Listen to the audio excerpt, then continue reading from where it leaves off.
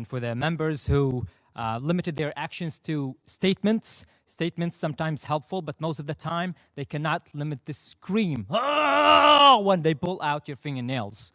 You need to take actions. And for the member states who helped the Assad regime kill its own people, like the Russians and the Chinese, the Iranians if they were here, and the disappointing statement from the Indians, I will tell you, let's assume your scenario that the Syrian regime is fighting terrorism and that you're helping the Syrian regime in fighting terrorism. Let's assume that.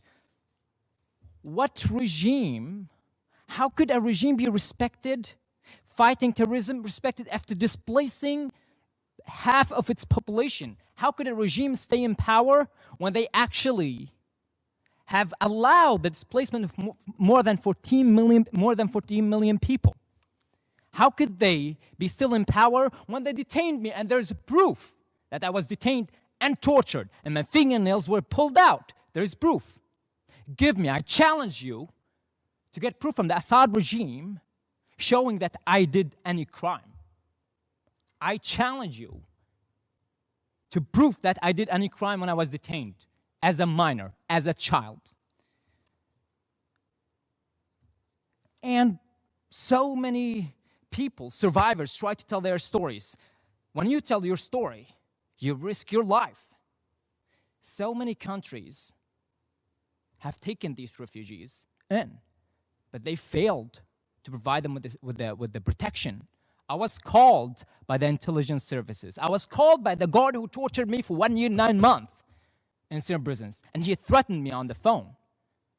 And when I talked to the police, I had an answer saying, take care, be careful. That's not enough. I learned that from the war, from years in the war. I know I should be careful. So that's not enough. We need more help. Same people have fought for so long time. It's just tiresome to see fewer and fewer helping us. So I want to encourage you to take a step. The first step could be just talk to this survivor. Don't listen to them on the phone. Come and shake their hands. Talk to them. Be present. Be close. That's how you take responsibility. And responding to the sovereignty of the Syrian regime, what sovereignty are we talking about? This regime has allowed the Russians to lead in Syria, the Iranians to kill in Syria. In Damascus, there's prisons where the Iranians have more power than the Syrian regime. That applies to the Russians in different locations in Syria. What sovereignty are we talking about?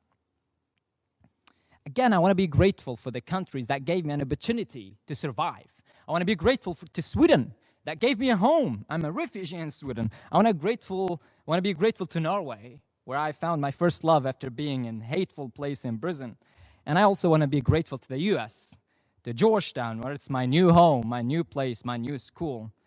The world, despite all pain, despite all darkness, has hope. And I live for hope.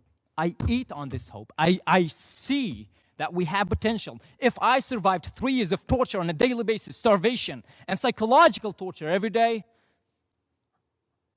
you can change. You can take actions. Thank you, Mr. President.